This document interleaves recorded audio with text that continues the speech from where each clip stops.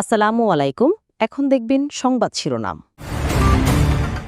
রাজশাহী সহ ৩ জেলায় দ্বিতীয় দিনের মতো বন্ধ দূরপাল্লার বাস চলাচল। পাহাড়ে নারী নিপীড়ন বন্ধের দাবিতে খাগড়াছড়িতে সকাল সন্ধ্যা সড়ক অবরোধ।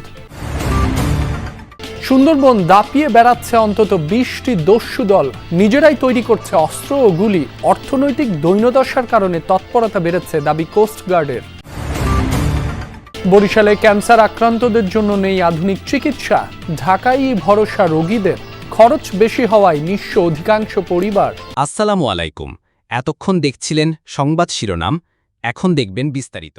বাস মালিকদের ধর্মঘটে দ্বিতীয় দিনের মতো রাজশাহী, চাঁপাইনবাবগঞ্জ ও নাটোর থেকে বন্ধ দূরপাল্লার বাস চলাচল। সকাল থেকে ছেড়ে যায়নি এসব জেলা থেকে ঢাকা, চট্টগ্রাম সহ বিভিন্ন রুটের দূরপাল্লার কোনো বাস। চরম দুর্ভোগে পড়েছেন যাত্রীরা। ভেঙে ভেঙে গন্তব্যে যাচ্ছেন তারা, গুনতে হচ্ছে বাড়তি ভাড়া। এর আগে বৃহস্পতিবার রাতে হঠাৎ করেই কাউন্টার থেকে বাস বন্ধের ঘোষণা দেয় মালিকপক্ষ। সম্প্রতি বেতন বৃদ্ধির দাবিতে ধর্মঘট পালন করেন পরিবহন শ্রমিকরা। পরে ২৩ সেপ্টেম্বর ঢাকায় মালিকপক্ষ ও শ্রমিকদের বৈঠকে বেতন বাড়ানোর সিদ্ধান্ত নেওয়া হয়, যা ২৫ সেপ্টেম্বর থেকে কার্যকরের কথা ছিল। তবে হঠাৎ করেই শ্রমিকদের সেই নির্ধারিত বেতন দিতে দ্বিমত জানান মালিকরা। এরপরই ডাকা হয় ধর্মঘট। কি দিয়ে যাবো, টেনশনে পড়ে গেলাম। এদের দাবি কি দাবি আছে না আছে সেটা তো আমরা জানি না। যে জায়গায় যাবো সেই জায়গায় টিকিট নাই এখন বর্তমানে। এই জায়গাতে সব গাঞ্জাম, টিকিট বন্ধ হয়ে গেছে। এখন তো যাওয়ার আমার খুব সমস্যা। মহাজন পক্ষ আর হলো কর্মচারী পক্ষ বেতন নিয়ে ঝামেলা হয়েছিল, তো মহাজনরা মেনে নিয়েছিল। পরে যখন ওরা গাড়ি টিপ মেরে এসেছে তখন বলে আমি গাড়ির বেতনও দেবো না, আমি গাড়িও চালাবো না। পাহাড়ে নারী নিপীড়ন বন্ধ ও জড়িতদের শাস্তির দাবিতে খাগড়াছড়িতে যুগ্ম ছাত্র জনতার ব্যানারে চলছে সকাল সন্ধ্যা সড়ক অবরোধ। ভোর ৬টা থেকেই সদরের Changi bridge, Changi square, Mahajanpara সহ বেশ কিছু স্থানে টায়ার জ্বালিয়ে ও গাছের গুঁড়ি ফেলে সড়ক অবরোধ করা হয়। সবকটি সড়ক বন্ধ করে দেয় যুগ্ম ছাত্র জনতা। এতে আটকা পড়েছে ঢাকা সহ বিভিন্ন স্থান থেকে ছেড়ে আসা খাগড়াছড়িগামী নৈশ কোচ। অবরোধের কারণে শহর থেকে ছেড়ে যায়নি দূরপাল্লার বাস, বন্ধ রয়েছে অভ্যন্তরীণ রুটে যান চলাচল। অপ্রীতিকর পরিস্থিতি এড়াতে শহরের বিভিন্ন স্থানে অতিরিক্ত পুলিশ মোতায়েন করা হয়েছে। এর আগে গত মঙ্গলবার রাতে জেলা সদরের সিঙ্গিনালা এলাকায় এক মারমা শিক্ষার্থীকে ধর্ষণের অভিযোগে গত কয়েকদিন ধরেই নানা কর্মসূচি পালন করছে যুগ্ম ছাত্র জনতা। শহরের ভিতর অভ্যন্তরে আইন শৃঙ্খলা পরিস্থিতি স্বাভাবিকই রয়েছে। আমাদের অতিরিক্ত পিকেট পার্টি এবং মোবাইল টিম কাজ করছে। এখন তো সাদেক এসে পড়েছে, আমাদের রিসোর্টও বুকিং আছে, কিন্তু আমরা যেতে পারতেছি না। আমরা তো এসে চরম ভোগান্তিতে আছি। আমরা হোটেল, রিসোর্ট সব কিছু বুক করা আছে। আমাদের জন্য খুবই ভোগান্তি, খুবই কষ্টকর। আমরা একদিন যদি কাজ করতে না পারি, দ্বিতীয় দিন আমাদের জন্য খাওয়া দাওয়া, ফ্যামিলি চালানো খুবই কষ্ট আমাদের জন্য। আন্দোলনকারীরা কি কি দাবি তুলে ধরছেন, অবরোধের কারণে সড়কের পরিস্থিতি কেমন দেখছেন সে বিষয়েও জানাবেন। বিক্ষোভকারীরা পাহাড়ে নারী নিপীড়ন বন্ধ এবং পাহাড়ে নারীদের নিরাপত্তা নিশ্চিত করার দাবি জানিয়েছেন। একই সাথে তারা বলছেন যে পাহাড়ে নারী নিপীড়ন বন্ধের পাশাপাশি এই নিপীড়নের ঘটনায় যারা জড়িত তাদেরকে শাস্তির আওতায় আনার একটি দাবি জানিয়েছেন। এবং এই দাবির প্রেক্ষিতে তারা গত বুধবার থেকে কর্মসূচি পালন করেছে। সেই কর্মসূচির ঘিরে আজকে শনিবার দ্বিতীয় দফায় যুগ্ম পাহাড়ি ছাত্র জনতার ব্যানারে সকাল সন্ধ্যা অবরোধ চলছে। সে অবরোধের কারণে খাগড়াছড়ি একেবারে স্থবিরতা আমরা দেখতে পাচ্ছি, অর্থাৎ সড়কে কোনো যানবাহন নেই। দূরপাল্লা এবং আভ্যন্তরীণ সড়কে সব ধরনের যানবাহন বন্ধ রয়েছে। পাশাপাশি আমরা দেখেছি যে অবরোধ সমর্থনে পাহাড়ি ছাত্র জনতার সুন্দরবনের মধ্যে নিজেরাই আগ্নেয়াস্ত্র ও গুলি তৈরি করছে বনদস্যুরা। সেই অস্ত্র দিয়ে জিম্মি করা হচ্ছে জেলে বাওয়ালিদের। এরপর আদায় করা হয় মুক্তিপণ। অনেকেই অস্ত্র সহ গ্রেফতার হওয়ার পর জামিনে মুক্তি পেয়ে আবারও নেমেছেন দস্যুতায়। তবে দস্যু বাহিনী দমনে কার্যকর পদক্ষেপ নেওয়া হচ্ছে বলে জানিয়েছে আইন শৃঙ্খলা রক্ষা বাহিনী। সুন্দরবন নীল আকাশ, ঘন সবুজ বন আর নদীর স্বচ্ছ জল এসে মিশেছে যেখানে, প্রাকৃতিক সৌন্দর্যে ভরপুর এই ম্যানগ্রোভ ফরেস্ট।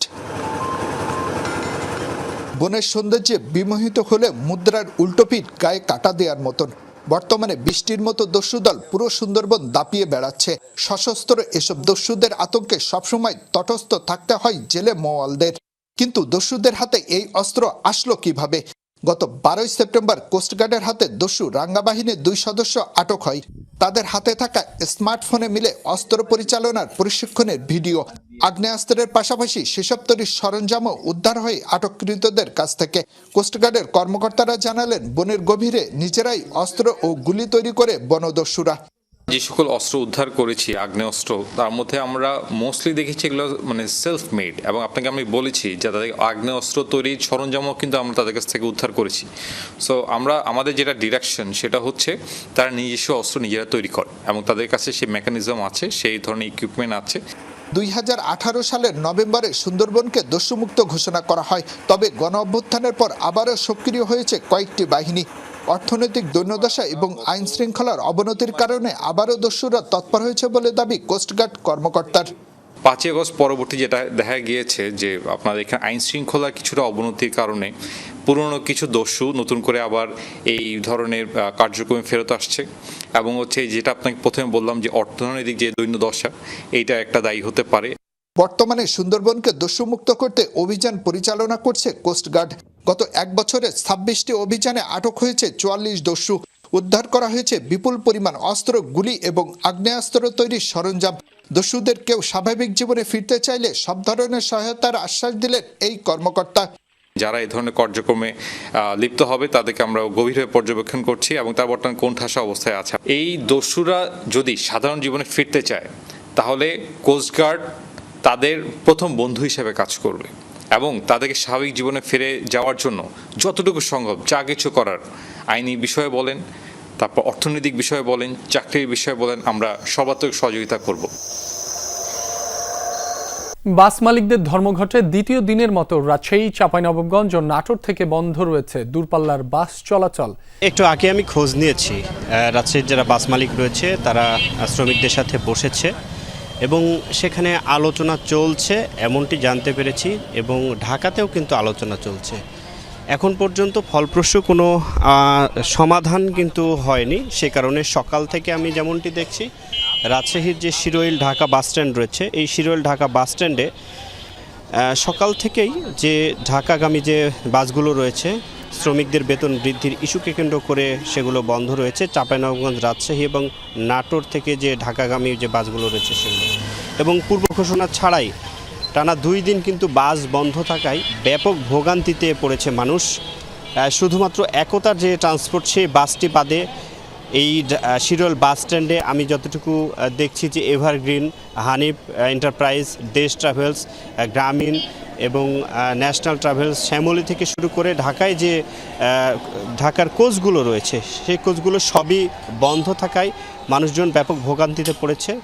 এবং যারা খুবই জরুরিভাবে যাচ্ছেন তারা ট্রেনে যাওয়ার চেষ্টা করছেন, এবং এই অগ্রিম টিকিট যারা কেটে রেখেছিল তারা আসলে টিকিট না টাকা ফেরত না পাওয়ায় তারাও ক্ষোভ জানিয়েছেন। এবং গত কয়েকদিন থেকেও এই যে টানা যে এই বাস বন্ধ থাকায় মানুষ কিন্তু ব্যাপক ভোগান্তিতে পড়েছেন। এখন পর্যন্ত মালিক শ্রমিকদের